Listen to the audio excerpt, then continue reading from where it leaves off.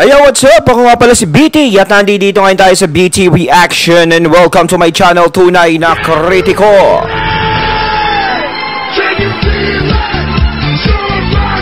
At meron tayong panonooring video ngayon. Ito po ay nagmula kay Banat News Updates. Sa mga hindi pa po nakakabisita sa channel ni Banat News Updates, bisita na po kayo mga katunay. At kung hindi pa kayo nakakapag-subscribe, subscribe na din po kayo mga katunay kay Banat News Updates. At syempre, huwag nyo rin po sana kalimutan na mag-subscribe dito sa channel ko sa Tunay na Kritiko. Sa mga hindi pa nakakapag-subscribe, and click the notification bell para maging updated po kayo sa mga reaction videos na aking ilalabas.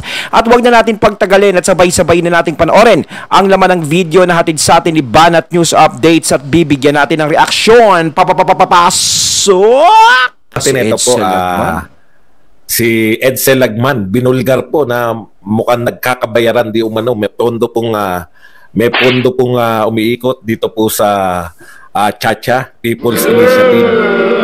Marami pong katanungan si Edsel Lagman. Parang hindi yata siya na-inform. Pero maganda po itong revelasyon na to ni Edsel Lagman. Una, isa po siyang congressman, no? So insider po to. Hindi po to yung mga sinasabi lang natin na destabilizer, no? Talagang congress po to at karapatan po nating malaman ito bilang mga Pilipino na isa, kasi wala tayong kamalay-malay.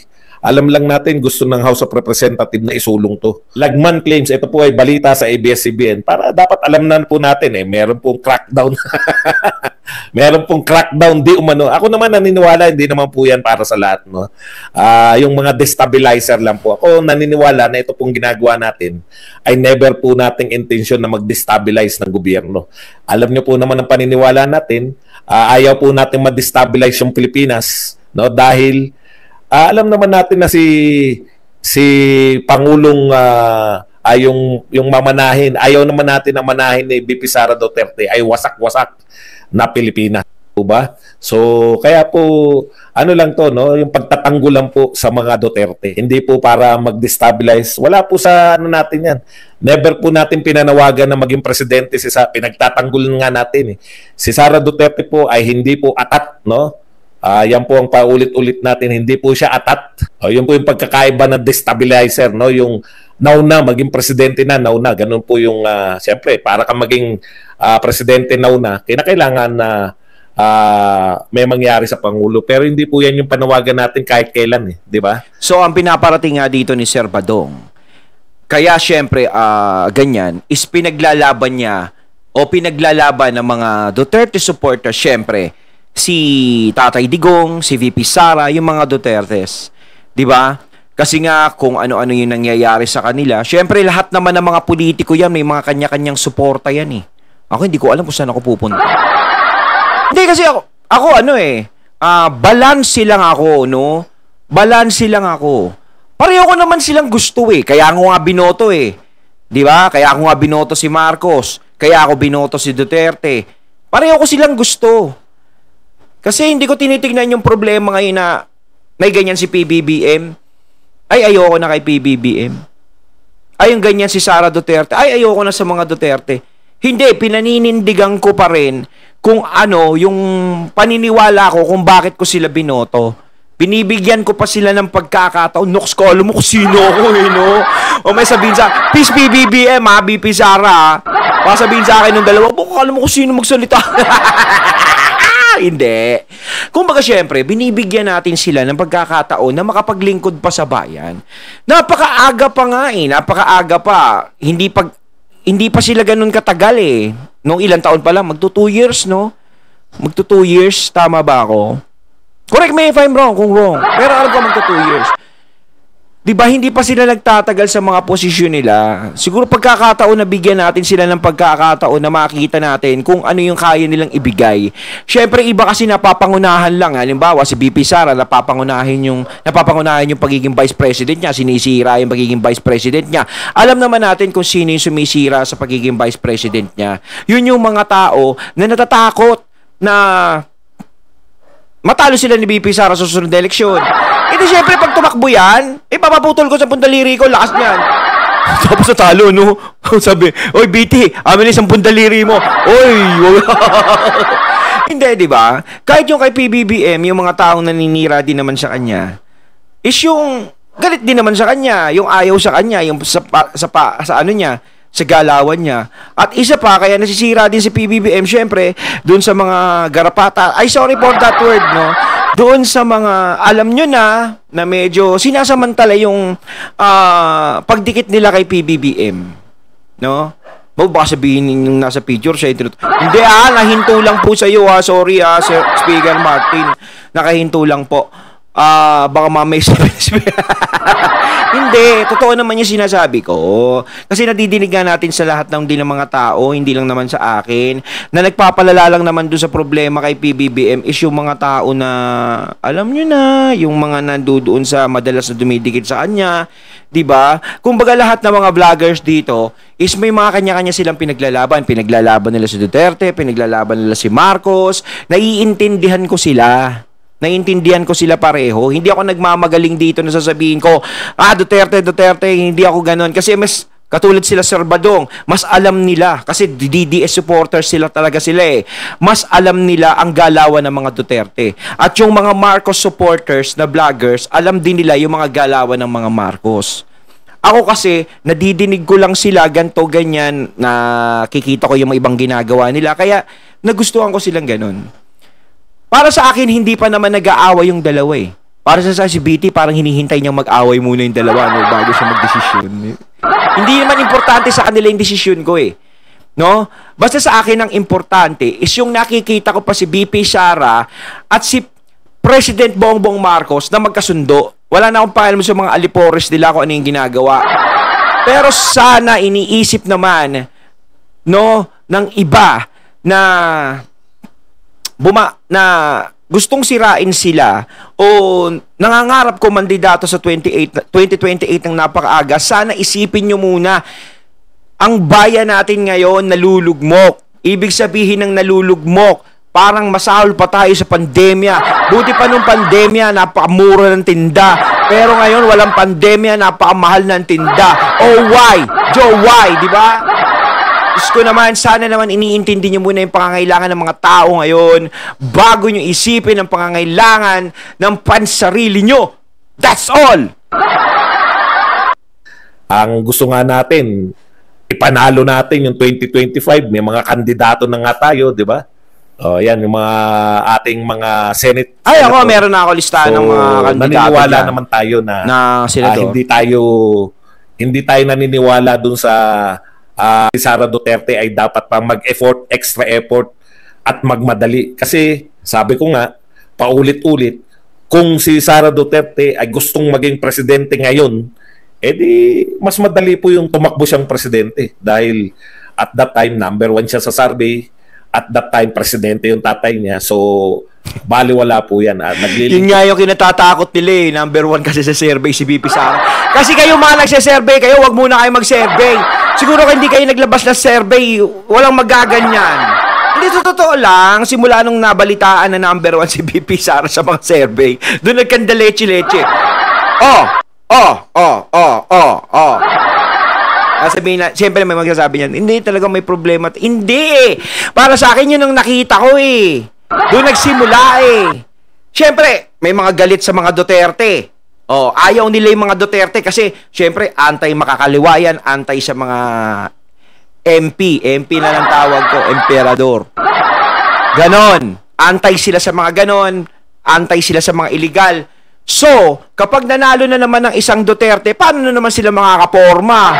Hindi, parang ganun yun. Hindi sila makakaporma na naman. So, ang kailangan nilang presidente is yung kailangan na makakaporma sila. So nabalitaan nila na nagna-number 1 si BP Sara. Siyempre nakakaano yun. Nakaka-nervous yung ganun. Ay naku, paano na tayo? Diba, hindi tayo makakaporma nito. Kawawa na naman tayo nito. Kuha tayo ng ipantatapat sa kanya. Kaso nga lang, kumukuha naman sila ng pantapat kay BP Sara. Yung pantapat naman nila nasisira din. Diba? Kasi alam nyo, ang pinaka main dyan, main course, ang pinaka technique, diba? Kung gusto nyong magustuhan kayo ng mga tao, is magbigay kayo ng tamang serbisyo sa mga tao. Yun. Ipakita nyo na kaya nyong magbigay ng tamang serbisyo sa tao at kaya nyong tumulong kahit papaano dito sa gobyerno. Hindi pag-away-awayin ang nasa gobyerno. Di ba? Yung mga tao ay nangangailangan ng tulong ninyo. Hindi sila nangangailangan ng kung ano-ano yung sinasabi nyo na sisirain si ganito, kung ano-ano sinasabi nyo si ganyan, na ganyan si ganito. Diba walang naitutulong yun? Diba? Yung mga Duterte, ganyan, gano'n. Walang naitutulong yun. Hindi nakakatulong sa mga tao yun. Ang nakakatulong sa mga tao is yung ipakita nyo sa kanila na yung posisyon nyo ay hindi nyo sinasayang. Yung posisyon nyo ay para sa mga Pilipino.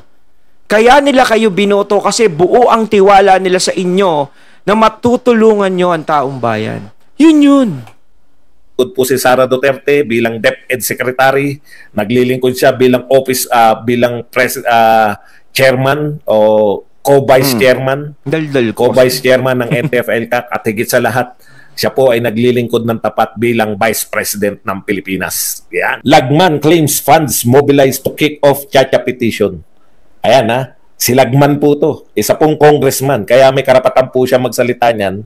Ano po ba, kilala po ba natin si Edsel Lagman? Siya po ay hindi po Duterte supporter. Nililinaw ko lang po yan ha, para po malinaw sa atin na ito po ay hindi kagagawan ng mga Duterte. No? Albay Representative Edsel Lagman has claimed that congressmen from supermajority coalition have launched a campaign for charter change via People's Initiative. Okay. Ang ibig pong sabihin, no, mayroon pong kampanya ang supermajority. Supermajority kasi super minority, pero hindi po yan nakakagulat. Normal lang po yun na magkampanya di ba? Gusto nila Hindi naman po nilihim yan. Actually, nag-announce po na isusulong nila yung Chacha mismong si speaker. No? Kaya hindi po ano ba binabalita mo ba dong? Ito kasi yung sinabi ni Lagman, no? Ang sinabi niya kasi di umano nagkakaroon ng payment. Ayan, no? Each voter who would sign the petition will be allegedly. Kita mo pati. Maingat. Naku, delikado yan yung mga payment na nagkakabulgara na ganyan, mga magkasuspindihan tayo nakikinig lang dito Ganyan po, no? Tayo po mga vlogger, mag-ingat po tayo. Huwag po natin sila pagbintangan na nagkakabayaran.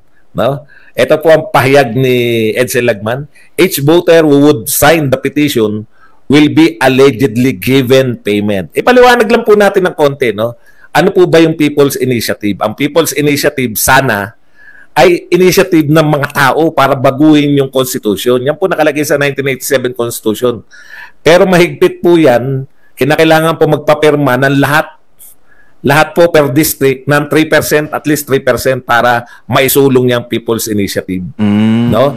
So, ang ibig sabihin ba dong lahat ng district? Oo, lahat. Kunwari, merong isang district na hindi siya nakaabot ng 3%, patay na yung People's Initiative. Kaya po yan ang pinakamahirap sa lahat, no? So, ang akusasyon po ni Lagman ay nagkakabayaran di umano. No? Pinagbabayad yung mga tao. Hindi naman po lahat ng tao kinakailangan pumirma 3% lang po. Tama ba? 3% lang. Yun, parang pipirma ako tapos babayaran ako. Sana. Joke lang. Siyempre ako iniisip ko yung kapakanan ng bayan. No? Sa akin kung may ganyan o wala. Di ba? Wag naman sana. No? Kasi yung importante yung pirma ng mga tao. Diba? Kasi para sa kinabukasan, kada pirma mo ng tinta mo dyan, isipin mo yung kinabukasan ng bayan. Ano ba magandang maidudulot sa iyo nito? Diba kapag pinirmahan mo yun? Diba? Pag hindi mo pinirmahan, may maganda bang maidudulot? Ganun yun Kailangan lahat ng sasang-ayon ng taong bayan is yung talagang maganda maidudulot. Ngayon, kung para sa bayan, ang pagpirma na yun, maganda ang mapupuntahan is pirma. Pero kung pansariling kapakanan, mararamdaman nyo naman kasi yan Kaya nga tayo merong may sense of touch. Hindi, may sense of pakiramdam. Sense pakiramdam pareho. Diba? Kaya nga tayo merong ganun. Marunong tayo mag-isip. May mga mata tayo nakikita natin, may mga pandinig tayo. Diba? Observe bago gumalaw. Ganun yun, obserba. Huwag ka kaagad tatalon sa apoy, baka madarang ka. I-search nyo na lang yan. Ha? 3% daw po ng okay. So, ano po ibig sabihin? Lahat po na magtatanong, meron po kayong oras pagkatapos po ng ating talakayan. Para malinaw po tayo.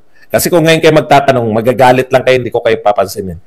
Okay. Basahin po natin. During the meeting, they were informed that People's Initiative will be used as mode of amending the Constitution and they were given mobilization funds. Sa mga mayor po to, and forms to be signed by at least 3% of the registered voters of the legislative district to each which their municipalities belong. So lahat po ng mga mayor, tinipon po, local executive sa League of Mayors, at magpapapirma po sila ng 3%. Madali lang po yan kung lahat ng mayor makukuha nyo.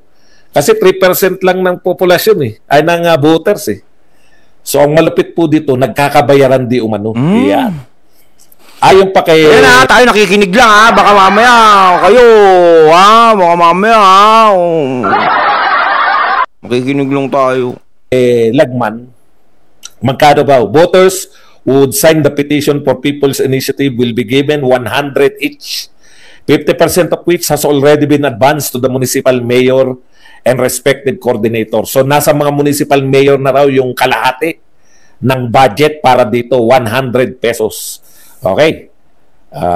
So ito po ang mga disturbing questions to be answered. Alam niyo po, sasabihin nyo maliit, hindi naman po eleksyon yun Pipirma ka lang, bibigyan ka ng 100, ang dali po niyan, di ba? No, 100, 100,000, 100 pesos. Lahat lang naman nagtitinda, pirma kayo rito, gusto niyo ba maka 100? Mayor, syempre mayor. Kay mayor ba yan? Pirma kayo dito, 100. 100 pesos. Ano ba? Po yan, sa 50 pesos nga po siya. Napapanood ko yung sa mga YouTube, mananalo ng Gcash 50 pesos. Sumasali tayo, di ba? Wag nyo sabihin maliit yan, hindi naman po election yan. Iba po yung election ng pagka-mayor. Ito po, pipirma ka lang. Ako, papirmahin nyo ako. 100,000. Okay, pipirma ka lang. Makisipin na, punta natin si VT, 100,000. Pipirma. Sana all. Okay, ito po ang mga tanong ni Lagman. Number 1. Okay lang po yun. Kinakailangan ko rin po maghanap buhay. Kung wala po manonood sa akin, okay lang po yun. Kung lang kayo, alam ko ba na magla-live ngayon si Tatay Digong? Number 1, who is the mastermind of this campaign? Tinatanong po ni Edsel Lagman, who is the mastermind of this campaign? Number 2 po, what are the proposed amendments to be pursued? Ngayon pong magpagbabago na, magtsatsa na, ano po yung mga gusto nilang baguhin? Ikatlo, where do the funds come from? Yan po ang pinakamalupit, no? 3% ng populasyon ng voters, magkano po yan sa 100? Siyempre, hindi lang po 100 yan dahil yung mga, alangan naman yung mga coordinator, walang sweldo. Meron din po yan. Di umano. Nakakalimutan mo ba ito? Nakakalimutan mo, may crackdown na, ayaw pa. Tapos ikatlo, why by the voters initiative? Yan po, no? Bakit mo bibilhin kung People's Initiative? Talagang ito po, kung totoo tong sinasabi ni Lagman, no? Ay, alangan namang hindi totoo. Mga mayor ang sino po ang sinasabi ni kaya makatotohanan Alam niyo kung sino sinasabi niya? Ayan, no? Ito po ay nakuha niyang impormasyon sa mga municipal mayor ng Albay. Taga-Albay po siya, congressman po siya sa Albay. Yung mga municipal mayor po ng Albay, yung lalawigan ng Albay ang nagsabi sa kanya. No? Yan po. Ngayon, eto pa po. Tinatanong niya, sino ang mastermind? Alam mo, Congressman Lagman, ikaw nang i-quote ko. Ikaw ang nagsabi nito Sabi ni Edsel Lagman noon, na kailan ba to? Nung tinanggalan po nila ng confidential fund si BP Sara. Alam niyo kung ano sinabi ni Edsel Lagman? Lahat na nangyayari sa Kongreso, alam ng Speaker of the House. Ikaw na nga nagsabi niyan Kinote na lang kita. Hindi po kami yan. Sa mga nagka-crackdown. Hindi po kami nagsabi niyan si Edsel Lagman. Lahat na nagaganap according to Edsel Lagman, lahat na nagaganap sa House of Representatives, alam ng Speaker. Kaya siya yung nagpapasalamat, no? Kaya siya yung nagpapasalamat sa speaker nung tinanggalan ng Congress si VP Sara ng confidential fund. Yan po. Mula po to sa Liberal Party, President Edsel Lagman, nagkakabayaran di umano. Diyan po sa permahan sa People's Initiative. In the first place, kung People's Initiative po yan, dapat po hindi congressman at hindi mga mayor ang nagpapasimula niyan. People's nga eh. Pwede pa yung mga people's group, di ba? Yung mga samahan ng mga pero kung mayor at congressman po ang nagpasimuno niyan, dapat yan i-invalidate yan dahil po kayo nangampanya eh. Asan yung People's Initiative diyan? Pwede nating questionin niya. Alam niyo ba yung pinipirmahan niyo? Bakit kayo pumipirma? Binigyan ako ng 100. Naglalakad. Mura ng pirma mo ng 100. Nangungulangot lang ako sa kanto, binigyan ako 100. Sa pirma ko lang. Naku, sinasabi ko nga kanina, kailangan isipin nyo yung pirma nyo. Think before you pirma. Kada ko putang 100, di ba? Mahirap kitain yung 100 ngayon. Anyways, di umano. Ayun, at ating natunghayan ng video na nagmula kay Banat News Updates. At syempre, natunghayan din natin si Sir Badong. Arateles, credits po. Ayan ano ba naman bayaran yan? Sana all may binabayaran. Kaya mga katunay na masasabi nyo tungkol dito, comment lang po kayo sa comment box. So once again, I'm BT and I'm out. Peace.